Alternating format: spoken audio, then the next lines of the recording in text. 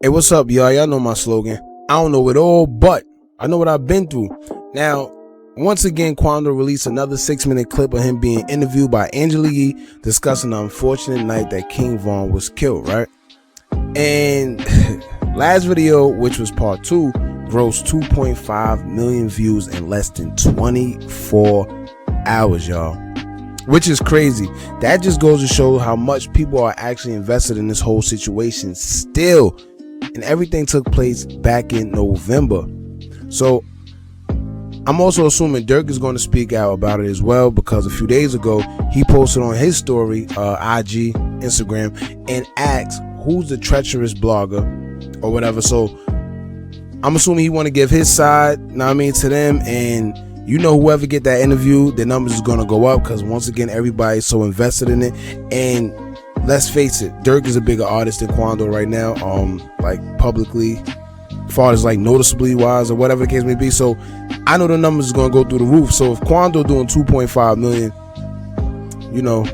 Dirk is definitely doing a couple M's as well. So I don't know, man, if everybody just trying to profit off this unfortunate situation, but it's crazy. Like I said, the second video that Quando just put out, it did 2.5 million views in less than 24 hours, y'all.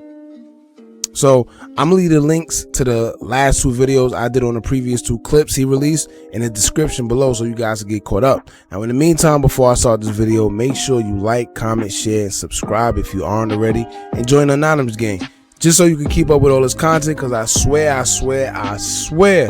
it's lit here. You don't want to miss out. Now let's get straight into it.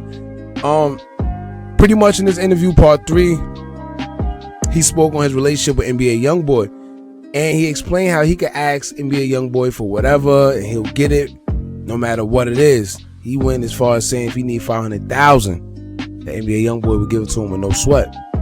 He went as far as saying that NBA Youngboy would give him the chain off his neck with no sweat.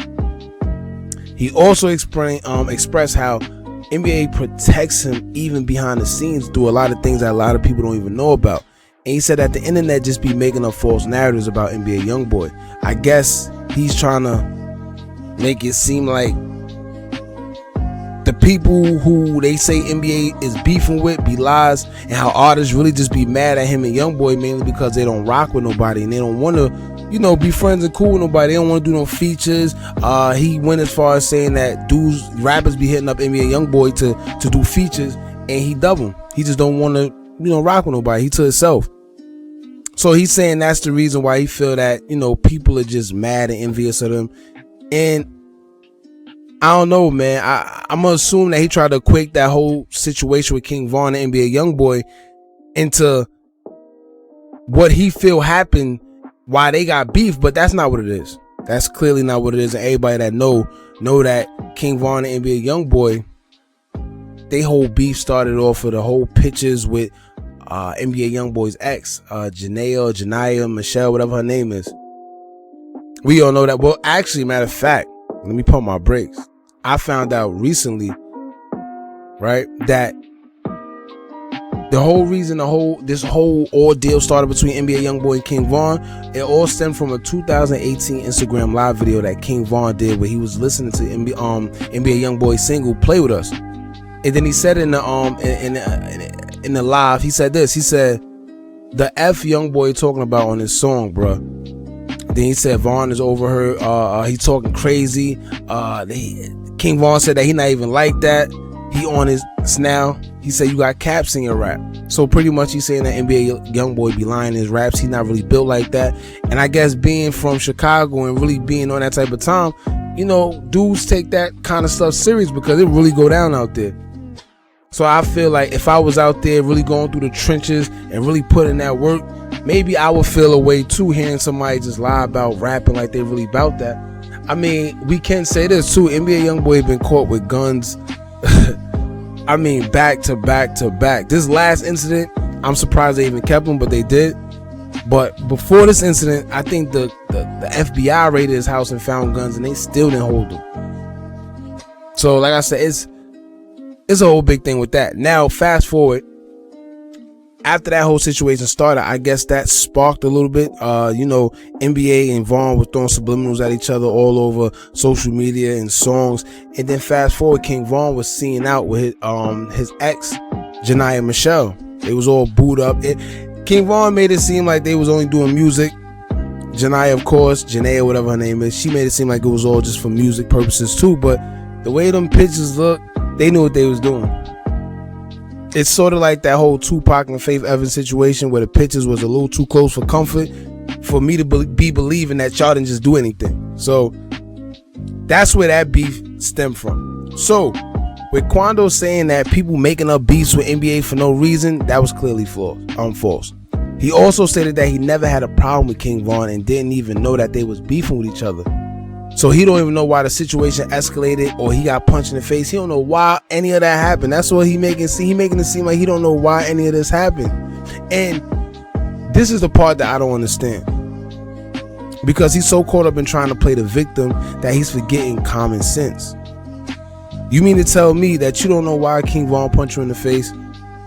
You don't know why you and him had beef even though he's beefing with your boss or beefing with your friend? Come on. This ties back to when 50 Cent and Ja Rule was beefing with each other. It wasn't just 50 Cent versus Ja Rule. No, it was G-Unit versus Murder Inc. Lloyd Banks made diss songs. Tony Ayo made diss songs. Young Buck made diss songs. Game made diss songs. All of them made diss songs because they was riding with their boss. They riding with they mans. That's what you do. I hate the fact that he's sitting there trying to act so oblivious, like he don't know what's going on. See, and that's guilt. That's guilt. That's exactly what that is. It's all guilt. It's all just you trying to play like you so innocent. You a victim. I don't know if he's doing it for the courts. If he is, it is what it is. But it just doesn't make sense to me. So I'm gonna just go on a limb and assume that he's doing this all for the courts and try to act like he don't know what's going on. Okay, I get it. But we all know if your man's is beefing with someone, you automatically inherit that beef no matter what's going on because that's your friend. You ever heard of guilty by association? You see what I'm saying? That man came after you because he couldn't get to your boss, so he wanted to send a message. That's what goes down in the hood all the time. We know this. And if you really a street dude like you say you are, then you already know that. You know how much people will die every day in the hood from hanging out with this man, from hanging out with this. Like, this is what happens in the hood all the time. A lot of people become casualties of war. Many people lost their lives, family members, like, because you got a friend, right, that's beefing with somebody in the hood and they can't get to your man in the hood because your man, he all running around doing what he doing. He's never accessible, but they see you. So they know they trying to make him hurt. They want to hurt him, but they can't. So they're going to hurt you to send that message. So now you're going to hurt you. So now maybe your man could come looking for them now because they tired of playing. You know how much cribs got shot up because of that? People be shooting dudes' mothers' cribs up, they family cribs, just because they can't get to this one person. It happens all the time. You see what I'm saying? So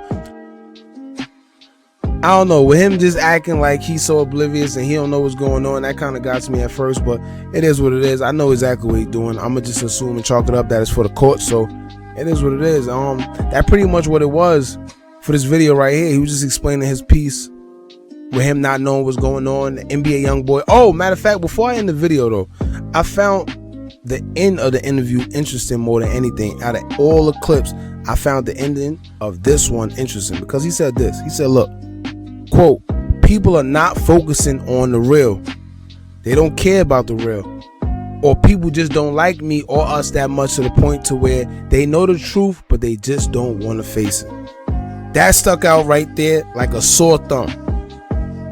Out of the whole interview, that stuck out the most to me because automatically I thought to myself, what is the truth?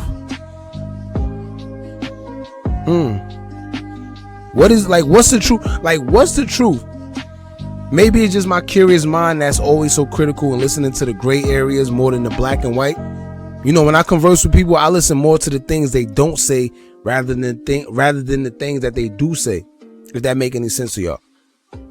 But anyway, this all leads back to what we all been saying from the beginning. That man was definitely set up, and I feel that's what he's referring to when he say they don't know the truth. They just don't. I mean, they know the truth, but they just don't want to face it. That was definitely a subliminal. And speaking of subliminals, there was a lot of subliminals in the past clips and in all these little interviews. I might just do a separate video decoding them if I had the time. If I don't, man, y'all do it yourselves, because y'all already know that these are full of subliminals, man. That last part of this whole interview, that said it all. He said they know the truth. They just don't want to face it.